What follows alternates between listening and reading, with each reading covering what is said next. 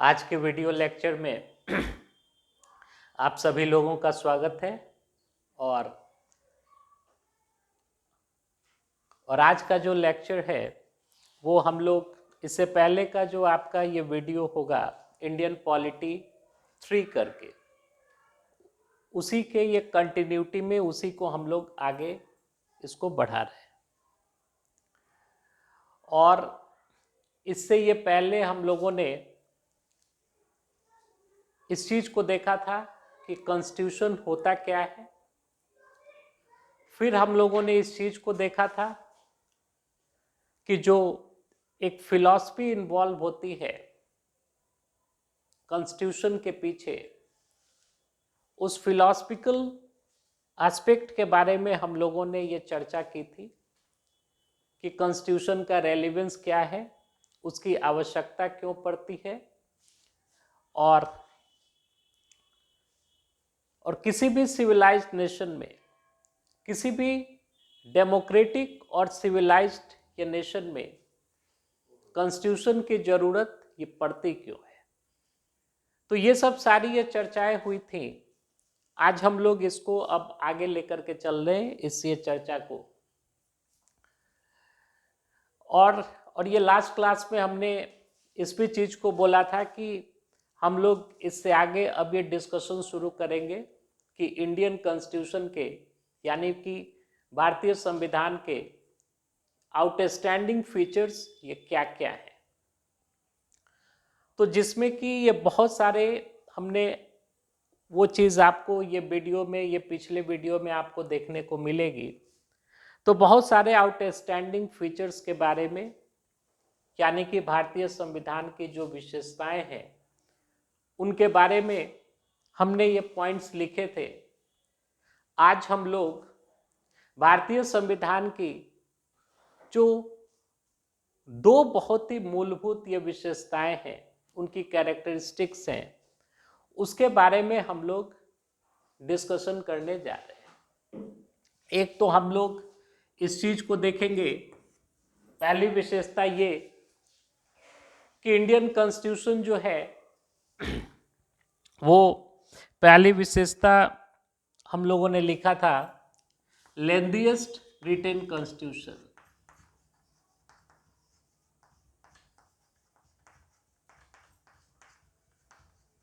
Retain constitution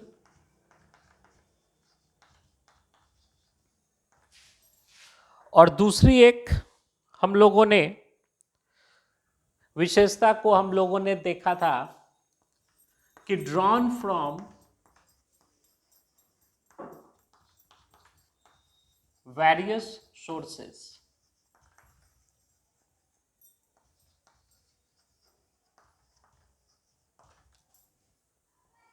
तो आज का जो लेक्चर है हम लोगों का वो इन्हीं दो फीचर्स के ऊपर कॉन्सेंट्रेट करने जा रहा है और ध्यान से हम लोग इन चीजों को देखेंगे।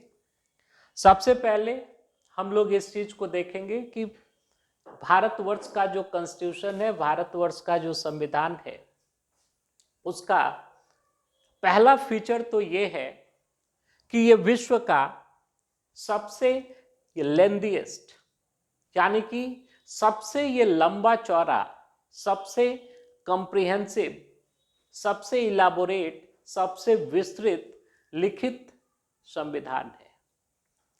तो इसके बारे में हम लोग ये चर्चा शुरू करते हैं पहले फीचर के बारे में। उसके बाद हम लोग देखेंगे ये दूसरा फीचर जो मैंने इसमें लिखा था उसके बारे में। अभी तक तो आप लोगों को ये चीज स्पष्ट होगी कि कॉन्स्टिट्यूशन आखिर ये बोलते किसे हैं, ये किस ये चिड़िया का नाम है। तो सिंपल सा इतना ही चीज को ये ध्यान में रखिएगा कि संविधान जो होता है, ये कॉन्स्टिट्यूशन जो होता है, वो किसी भी कंट्री का, अगर भारतवर्ष की बात करें तो भारतवर्ष का जो संविधान है, it is the highest law of the land. यानी कि जो हमारा देश है, हमारे देश में ये सबसे सुप्रीम लॉ है। और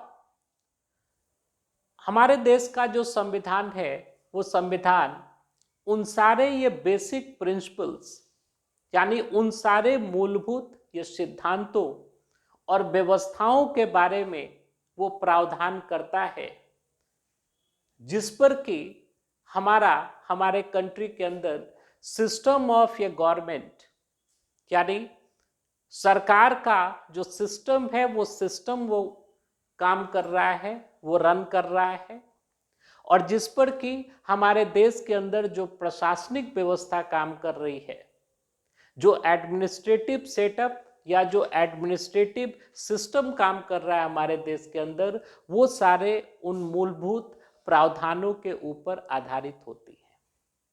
तो किसी भी देश के अंदर शासन और प्रशासन का जो मूलभूत ढांचा है, जो उसका मूलभूत इंफ्रास्ट्रक्चर है, पॉलिटिकल इंफ्रास्ट्रक्चर और एडमिनिस्ट्रेटिव इंफ्रास्ट्रक्चर, जिससे कि उस कंट्री के अंदर शासन और प्रशासन को रन किया जा रहा है, तो उससे संबंधित जो भी ये मूलभूत सिद्धांत होते हैं, वो सारे ये मूलभूत ये सिद्धांत जो हैं वो संविधान में लिखे गए होते हैं, और ये हमारे देश का सर्वोच्च कानून है। मतलब स्टेट यानी कि राज्य की कोई भी एजेंसी, वो चाहे एग्जीक्यूटिव हो या लेजिस्लेचर हो या जुडिशरी हो, यानी विधायिका हो, कार्यपालिका हो या न्यायपालिका हो, वो संविधान का उल्लंघन वो नहीं कर सकती है। संविधान जो व्यवस्था यानी कि देता है, उसमें जो मूलभूत सिद्धांत हैं, उसमें जो मूलभूत ये प्रावधान किए गए हैं, उन प्रावधानों के अंतर्गत रहते हुए ही सारा सिस्टम काम करता है। और ये एक प्रकार से समझिए कि किसी भी देश का संविधान जो होता है, वो उस देश के अंदर जो राजनीतिक रूप से जो वहां का पॉलिटिकल सेटअप है और जो वहां का एडमिनिस्ट्रेटिव सेटअप है, उस ये सेटअप को व्यवस्थित करने के लिए और उस ये सेटअप को रेगुलेट करने से संबंधित जो मूलभूत सिद्धांत होते हैं, वो संविधान में दिए गए होते हैं। भारतीय संविधान में भी ये सब बातें ये दी गई है। अब हम लोग इस चीज को देखते हैं, भारतीय संविधान का पहले फीचर में हम लोग देखते हैं कि it is the lengthiest written constitution of the world, यानी भारतीय संविधान जो है ये बड़ा ही इलाबोरेट है, बहुत ही एक कॉम्प्रिहेंसिव है और बहुत ही ज्यादा डिटेल्ड मैनर में इसके अंदर प्रावधान ये दिए गए। तो यहां हम लोग देखेंगे कि विश्व में जो भी ये संविधान होते हैं, उनको मूलतः ये दो कैटेगरीज में डिवाइड करते हैं। एक तो बोलते हैं रिटन कॉन्स्टिट्यूशन, लिखित संविधान, और दूसरे को हम लोग बोलते हैं अनरिटन कॉन्स्टिट्यूशन, अलिखित संविधान। अब जो लिखित संविधान होता है, अब समझिए कि इन दोनों के बीच जो मूलभूत वो डिस्टिंक्शन यही है कि रिटन कॉन्स्टिट्यूशन जो होता है, ये एक फॉर्मल प्रोसीजर के द्वारा, मतलब एक औपचारिक प्रोसीजर के द्वारा वो कोडिफाइड होता है और उसमें हर एक चीज लिखित रूप में सारी चीजें ये विद्यमान रहती हैं। सारी व्यवस्थाएं या जो भी ये प्रिंसिपल्स हैं, जो कुछ भी उस संविधान के अंदर ये लिखना होता है, वो सब सारी चीजें आपको एक फॉर्मल ये प्रोसीजर के द्वारा औपचारिक रूप से संविधान सभा का गठन किया जाता है, और संविधान सभा में ये डिस्कशन के फलस्वरूप और उस पे जो लोगों की यानी कि संविधान सभा के अंदर जो सदस्य हैं, उन सदस्यों की सहमति के फलस्वरूप या बहुमत की ये सहमति के फलस्वरूप उन सारे ये प्रावधानों को कोडिफाइड किया जाता है, लिखा जाता है और उसके बाद से ऐसा संविधान अस्तित्व में आता है। तो रिटन कॉन्स्टिट्यूशन का सबसे ये क्लासिकल एग्जाम्पल जो है इस पूरे वर्ल्ड में, वो आपको यूनाइटेड स्टेट्स ऑफ अमेरिका का कॉन्स्टिट्यूशन, यूएसए का। और यूएसए का जो कॉन्स्टिट्यूशन है, in fact it is the oldest written constitution of the world. यानी कि पूरे विश्व में जब से ये लिखित संविधान का ये प्रचलन आया है, ये सबसे ओल्डेस्ट कॉन्स्टिट्यूशन है। और इनफैक्ट देखा जाए तो अमेरिका ही ये पहला ऐसा वो देश था जिसने कि अपने संविधान को फॉर्मली, औपचारिक तौर पे उसने ये कोडिफाई किया, लिखित संविधान के रूप में उसको ये प्रस्तुत ये किया। अनरिटन कॉन्स्टिट्यूशन, अनरिटन कॉन्स्टिट्यूशन का ये अर्थ हुआ कि वहां पे किसी ये फॉर्मल ये प्रोसीजर के द्वारा, किसी औपचारिक ये प्रोसीजर के द्वारा वहां पे ये संविधान का निर्माण नहीं किया गया है, और एक डॉक्यूमेंट के रूप में जो उसका एग्जिस्टेंस है, वो एग्जिस्टेंस वहां पे मौजूद नहीं है। संविधान का अस्तित्व यानी वहां पे भी है, और संविधान के अस्तित्व में होने का मूल रूप से मतलब यही है कि वहां पे भी जो शासन और प्रशासन की जो मूलभूत जो सिद्धांत हैं, वो सिद्धांत उस कंट्री में भी एग्जिस्ट कर रहे हैं। अंतर केवल ये है कि उनको ये कोडिफाई नहीं किया गया है, किसी ये फॉर्मल ये प्रोसीजर के द्वारा उसको ये लिखा नहीं गया है। और इसका जो सबसे अनरिटन ये कॉन्स्टिट्यूशन का जो सबसे क्लासिकल एग्जाम्पल है, वो आपको ये ब्रिटेन का एग्जाम्पल है, ग्रेट ब्रिटेन का। यानी ब्रिटेन का जो संविधान है वो आपको अलिखित संविधान है।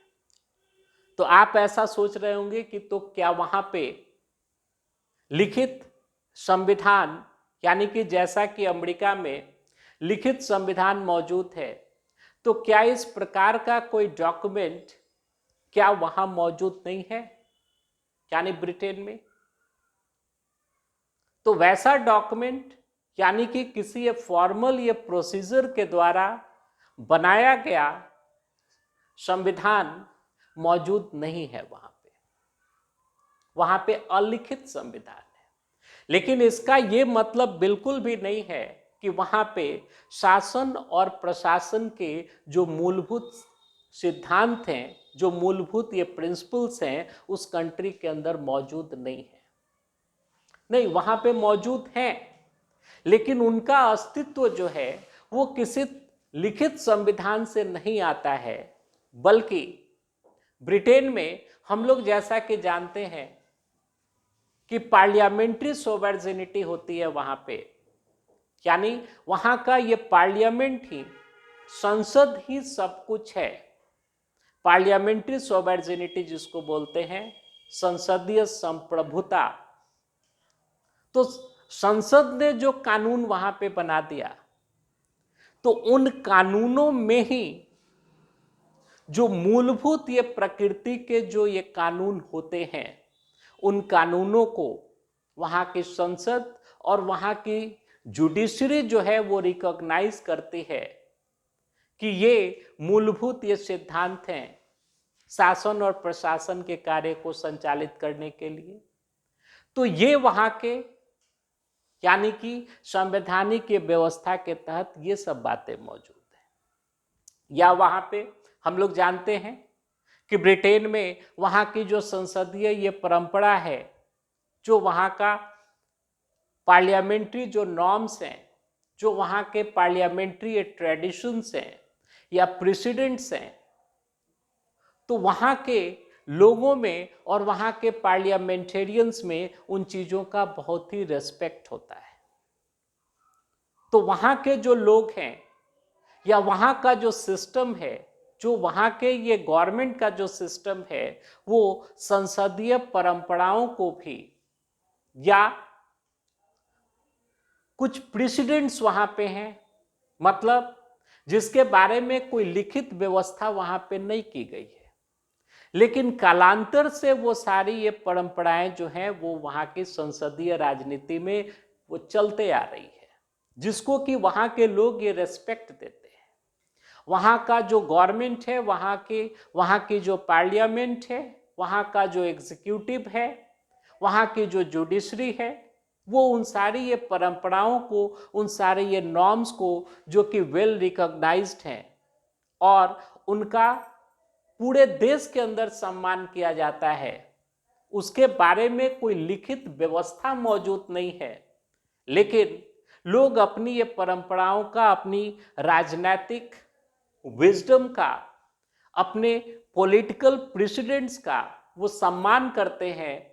तो सारी जो व्यवस्था है वो उनको मानती है, जिससे कि वहाँ पे ये गवर्नमेंट को रन करने में इन सब सारे चीज़ों से सहायता मिलती है और उन चीज़ों को हर एक पक्ष बहुत ही रेस्पेक्ट देता है, वो रिगार्ड करता है। तो ऐसी जो परंपराएं हैं, ऐसे जो प्रेसिडेंट्स हैं जो कि लिखित तौर पे मौजूद नहीं है वहाँ पे, लेकिन चूंकि वहाँ की राजनीतिक व्यवस्था में वो चीज़ें वेल ग्राउंडेड हैं, वेल पेनिट्रेटेड हैं, लोग उसको रेस्पेक्ट करते हैं, वहाँ का सिस्टम रेस्पेक्ट करता है उन चीज़ों को, तो उस आधार पे भी वहाँ की राजनीतिक और प्रशासनिक व्यवस्था का संचालन होता है। तो आपको अनरिटन कॉन्स्टिट्यूशन में ब्रिटेन का एग्जाम्पल है, और यहाँ पे आपको कोई भी चीज़ ये यानी कि ये कोडिफाइड नहीं है। मतलब आप इसको ऐसे समझिए कि जिस प्रकार से कि अमेरिका में एक लिखित संविधान है, उसका अपना एक अस्तित्व है, वो चीज वहां पे ये क्लियर है कि किस दिन वहां के कॉन्स्टिट्यूशन को एडॉप्ट किया गया, किस दिन वो कॉन्स्टिट्यूशन जो है वो फोर्स में आया, वो लागू हुआ। ये सब सारी चीजें यहाँ पे वहां पर ये वेल रिकॉग्नाइज्ड है, वेल एक्नॉलेज्ड है। उस प्रकार की कोई व्यवस्था आपको ब्रिटेन में एग्जिस्ट नहीं करती है, क्योंकि हम लोग जानते हैं कि पार्लियामेंट्री डेमोक्रेसी की जो जर्नी है, वो जननी ये ब्रिटिश पार्लियामेंट को ही माना जाता है। ब्रिटिश ये पार्लियामेंट को हम लोग बोलते हैं कि it is the mother of all parliaments of the world. सबसे बहुत ही पुरानी संस्था है। तो वहां पे मतलब आप इसके अंतर को ऐसे समझिए, ब्रिटेन के अंदर जो वहां की ये संसद है, वो संसद किसी संवैधानिक ये प्रावधान के तहत उसका गठन नहीं हुआ है, जैसा कि इंडिया में हुआ है। हमारे यहाँ की जो संसद है, हमारे देश की जो संसद है, ये नेचुरल वे में अस्तित्व में नहीं आया, बल्कि हमारे देश में पहले ये संविधान बना और उस संविधान के प्रावधानों के अनुसार ही हमारे देश के अंदर संसद का गठन किया गया है। और जो भी यहाँ पे ये व्यवस्था रन करती है, वो सारी ये व्यवस्था जो है वो संविधान के प्रावधानों के अनुसार ही रन करती है। मूलभूत अंतर समझिए यहाँ पे। ब्रिटेन में ऐसा नहीं है। मतलब ये ब्रिटेन में ऐसा नहीं हुआ था कि ये पहले ये संविधान बना और उसके बाद जो है ये ब्रिटिश पार्लियामेंट अस्तित्व में आया, ये ऐसी बात नहीं थी। बल्कि वहां पे एक नेचुरल प्रोसेस में, यानी कि जैसे जैसे ये ब्रिटेन में सामंतवाद, फ्यूडलिज्म के अगेंस्ट में लोगों की आवाजें उठी, एरिस्टोक्रेसी के अगेंस्ट में जब लोगों की आवाजें उठी, फिर धीरे धीरे कालांतर में ये चल करके एक नेचुरल प्रोसेस के तहत वहाँ की ये संसद का, ब्रिटिश ये पार्लियामेंट का उदय हुआ है। मतलब ऐसा नहीं है कि वहां पे पहले कोई संविधान बन गया और संविधान बनने के बाद वहां पे ब्रिटिश पार्लियामेंट अस्तित्व में आया।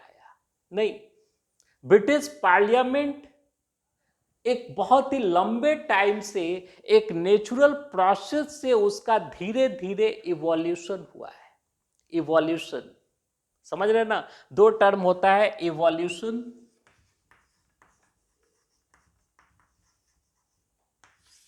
और एक होता है ये फॉर्मेशन। अंतर समझिए, इवोल्यूशन का मतलब होता है ये क्रमिक विकास।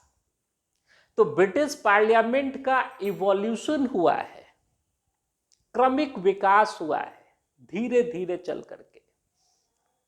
लेकिन इंडियन पार्लियामेंट का या जो यानी कि अमेरिकी जो संसद है, उस संसद का यानी अमेरिकी, उसको वहां पे ये कांग्रेस बोलते हैं, अमेरिकी कांग्रेस का इवोल्यूशन नहीं हुआ है, बल्कि उसका फॉर्मेशन हुआ है, उसका निर्माण हुआ है। और निर्माण कैसे हुआ है? तो संवैधानिक के प्रावधानों के हिसाब से उसका यह निर्माण हुआ है, उसका यह फॉर्मेशन हुआ है। तो मूलभूत अंतर को समझिए। इसलिए आप देखिएगा कि ये ब्रिटेन की व्यवस्था में जो वहां की राजनीतिक और प्रशासनिक व्यवस्था है, वहां पे ब्रिटिश ये पार्लियामेंट की सोवर्जिनिटी है, संप्रभुता है, वो सर्वोच्च शक्ति उसी के पास है। यानी कि ब्रिटिश पार्लियामेंट जो भी लॉ बना दे, जो भी एक कानून बना दे, जैसा भी कानून बना दे, ब्रिटिश पार्लियामेंट के विजडम के ऊपर कोई सवाल नहीं उठाया जा सकता है। वहां के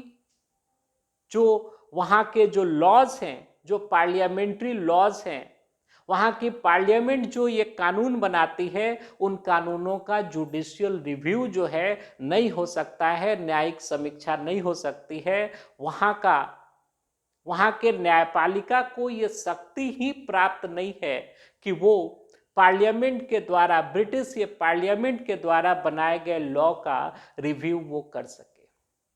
जो कानून है उसी के हिसाब से जुडिशरी को व्यवस्था देनी है। ये बोला जाता है कि ब्रिटिश पार्लियामेंट इज ओमनीपोटेंट, ये सर्वशक्तिशाली है। पुराने टाइम में ये भी बात कही जाती थी। However, in the contemporary time, scientifically it's possible, but it has been said about the British Constitution that the British Parliament can do anything except making a man into a woman and a woman into a man. यानी कि British parliament जो है वो एक आदमी को औरत बनाने को या किसी औरत को आदमी बनाने को छोड़ करके अन्य सब कुछ कर सकती है। वो ओमनीपोटेंट है, वो किसी भी प्रकार के लॉ का निर्माण कर सकती है। तो ये जो स्टेटमेंट है, ये स्टेटमेंट ब्रिटिश पार्लियामेंट की सोवर्जिनिटी को और ब्रिटिश पार्लियामेंट की ओमनीपोटेंसी को दर्शाता है। तो इसीलिए जो ब्रिटिश ये व्यवस्था एग्जिस्ट करती है, वहां पे पार्लियामेंट्री सोवर्जिनिटी है। अगर ब्रिटिश पार्लियामेंट ने ये कानून बना दिया कि ये चोरी करना ये बढ़िया काम है, तो वहां की जुडिशरी के ऊपर जुडिशरी ऐसा सवाल नहीं पूछ सकती है वहां की पार्लियामेंट से कि आपने ऐसा ये कानून ये क्यों बना दिया। बल्कि जो वहां की जुडिशरी है, अब इस नए बनाए गए कानून के हिसाब से ही उसको अपनी व्यवस्था देनी पड़ेगी। आप अंतर समझिए, ये व्यवस्था ये देनी पड़ेगी। मतलब जुडिशरी जो है, it has no any power to raise any sort of ये question mark over the wisdom of the British parliament. किसी के पास ये ऑथोरिटी नहीं है कि ब्रिटिश पार्लियामेंट के विजडम के ऊपर वो किसी भी प्रकार के सवालिया निशान को वो लगा सके। अमेरिका में ऐसा पॉसिबल नहीं है, भारतवर्ष में ऐसा पॉसिबल नहीं है, क्योंकि अमेरिका में पार्लियामेंट्री सोवर्जिनिटी नहीं है। अमेरिका में जो सिस्टम काम करता है उसको हम लोग बोलते हैं जुडिशियल सुप्रीमेसी। देखिए ये दो टर्म आ रहे थे, एक टर्म आ रहा था पार्लियामेंट्री सोवर्जिनिटी,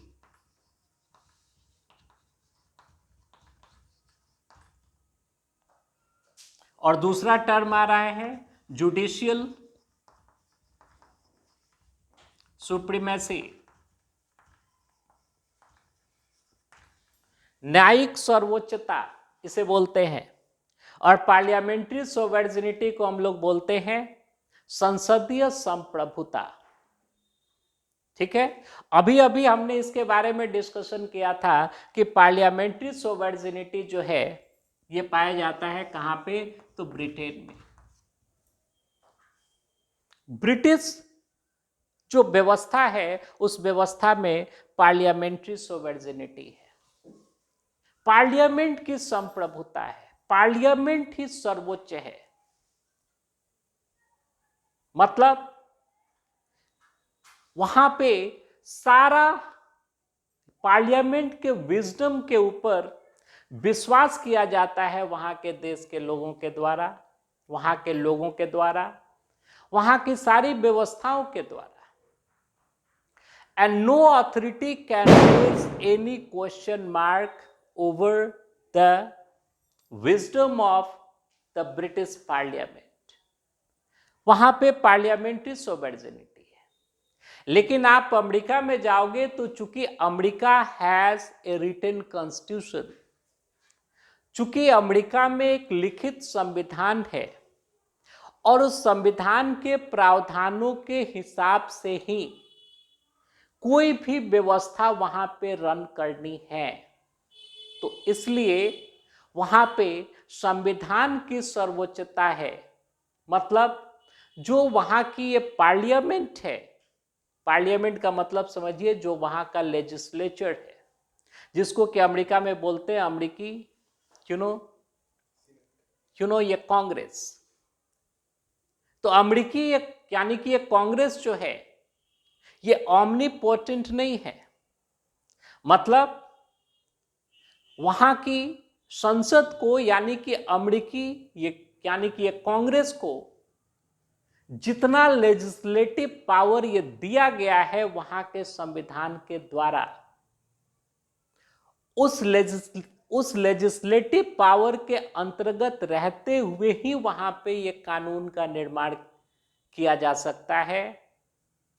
कोई भी ऐसा कानून ये नहीं बनाया जा सकता वहां पे जो कि अमेरिकी संविधान के विपरीत हो, प्रत्यक्ष या परोक्ष रूप से उसकी अवहेलना करता हो।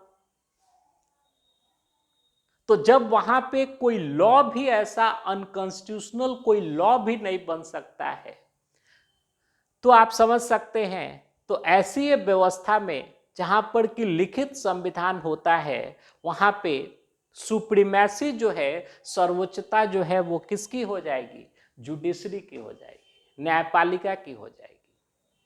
मतलब वहां की जो न्यायपालिका है उस न्यायपालिका को ये पावर दिया गया है उस ये संविधान के द्वारा कि आप इन चीजों को देख सकते हैं कि देश के अंदर जो शासन और प्रशासन का जो कार्य हो रहा है वो सारे कार्य जो हैं वो संविधान सम्मत हो रहे हैं कि नहीं हो रहे हैं, संविधान के अनुरूप हो रहे हैं कि नहीं हो रहे हैं। इन चीजों को ओवरसी करने का पावर या इनको रिव्यू करने का पावर जो है ये वहां की जुडिशरी को हासिल है।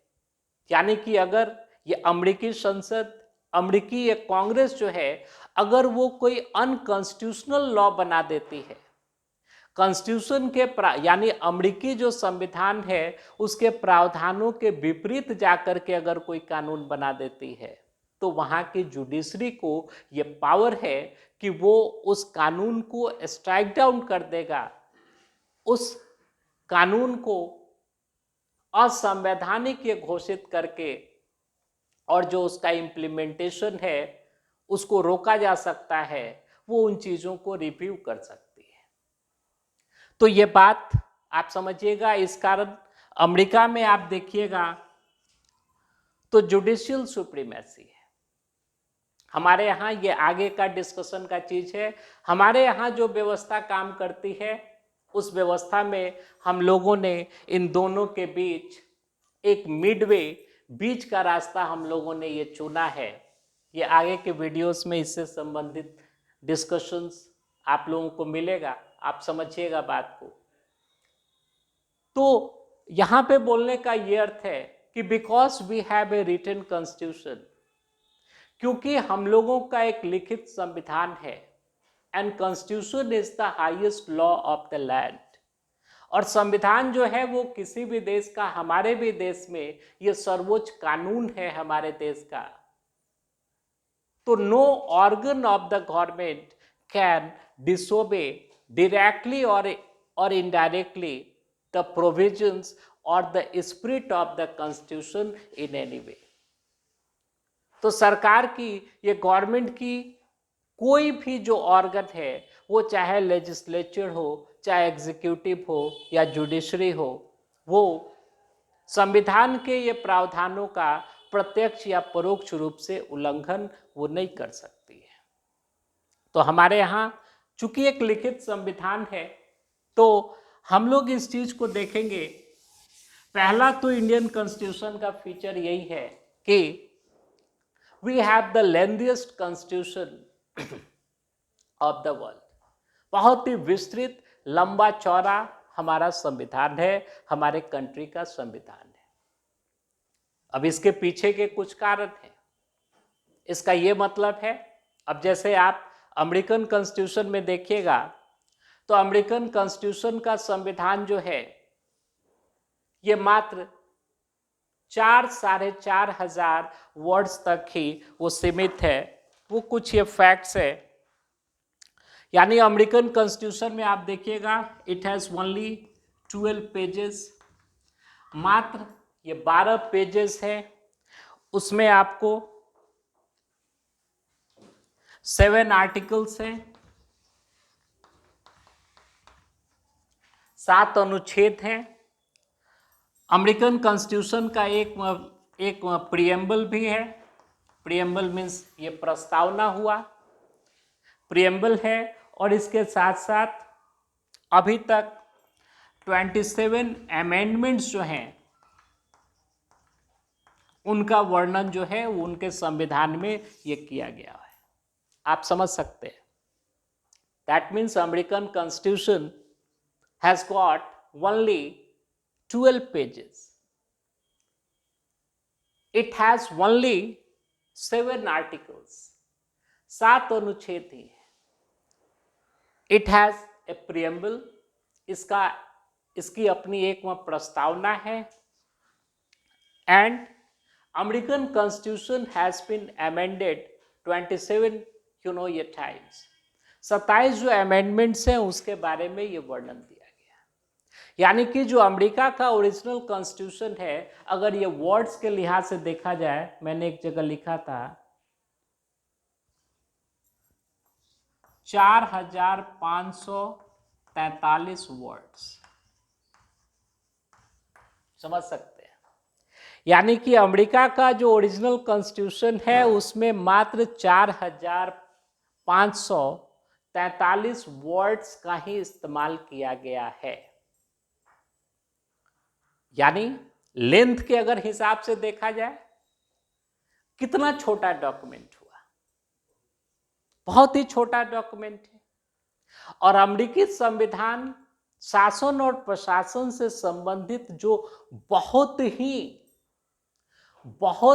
मूलभूत सिद्धांत हैं, उन्हीं सिद्धांतों का वो उल्लेख करता है कॉन्स्टिट्यूशन में। उन्हीं सिद्धांतों का अपने ये कॉन्स्टिट्यूशन में उल्लेख ये करता है। अब आप सोच रहे होंगे कि वहां की जो व्यवस्था है, ये व्यवस्था इतनी ये बड़ी व्यवस्था है, इतना ये बड़ा कंट्री है, 50 वहां स्टेट्स हैं, एक डिस्ट्रिक्ट ऑफ ये कोलंबिया, वाशिंगटन, ये डीसी जिसको बोलते हैं। तो इतने बड़े देश की जो राजनीतिक और प्रशासनिक व्यवस्था है ये कैसे चल रही है वहां पे?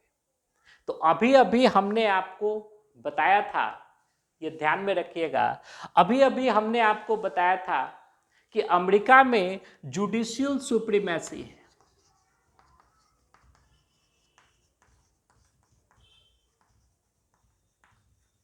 है ना, न्यायिक सर्वोच्चता है। न्यायिक सर्वोच्चता के सिद्धांत पे वहां की व्यवस्था काम करती है। इसका मतलब क्या हुआ कि बिल्कुल ये डिटेल्ड मैनर में सारी चीजों को वहां के कॉन्स्टिट्यूशन ने लिखा नहीं है, उसको कोडिफाई नहीं किया है, बल्कि वहां की जुडिशरी के ऊपर, मतलब आप देखिएगा अमेरिका के अंदर जो जुडिशियल ये प्रोनाउंसमेंट्स होती हैं, जुडिशियल जो डिसीजंस होते हैं, या वहां की जुडिशरी का जैसा स्टैंड होता है विभिन्न मामलों के ऊपर, उसका वहां पे बड़ा ही वेट होता है। तो वहां पे केवल मूलभूत सिद्धांतों का उल्लेख ये करता है अमेरिका का संविधान, लेकिन सारी की सारी व्यवस्था जो है वो वहां पे रन कर रही है वहां के जुडिशरी के विजडम से। जुडिशरी के पास जो विजडम है, जुडिशरी जैसी ये व्यवस्था ये देता है, उसके हिसाब से वहां की सारी ये व्यवस्थाएं ये रन करती हैं शासन और प्रशासन की। बहुत ही ये छोटा संविधान है। और आपको अमेरिकन कॉन्स्टिट्यूशन की अगर ये तुलना में देखा जाए, हालांकि अमेरिकन ये कॉन्स्टिट्यूशन की तुलना में देखा जाए तो हम लोगों के भारतवर्ष का जो संविधान है, आप देखिएगा हमारे ये भारतवर्ष का जो संविधान है, इस यानी कि मूल संविधान की बात हो रही है, तो हमारे ये मूल संविधान में हम लोग इसको देखेंगे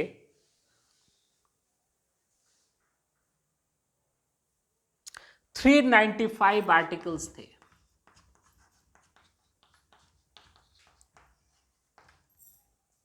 395 अनुच्छेद थे, 22 पार्ट्स थे, 22 ये भाग थे, और आपको इसमें 8 शेड्यूल्स थे।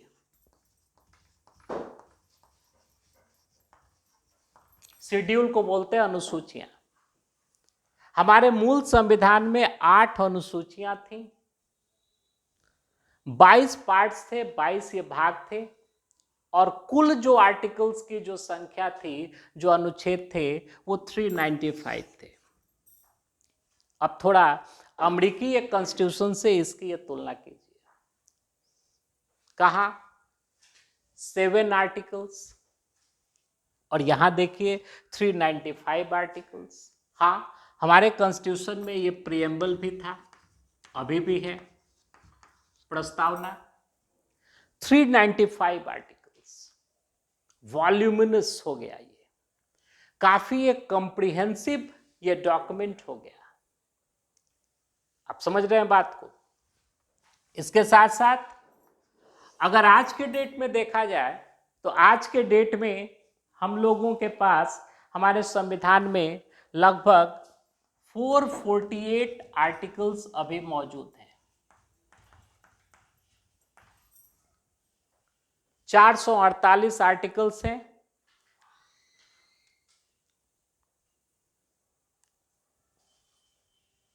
ट्वेंटी 25 ये पार्ट्स हैं और 12 शेड्यूल्स हैं।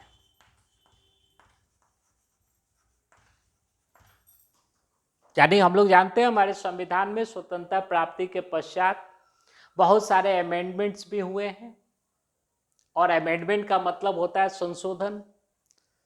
अब अमेंडमेंट में आपको कुछ आर्टिकल्स को हटाया भी गया है हमारे संविधान से, बहुत सारे आर्टिकल्स को ये जोड़ा भी किया गया है, उसको इंसर्ट भी किया गया है।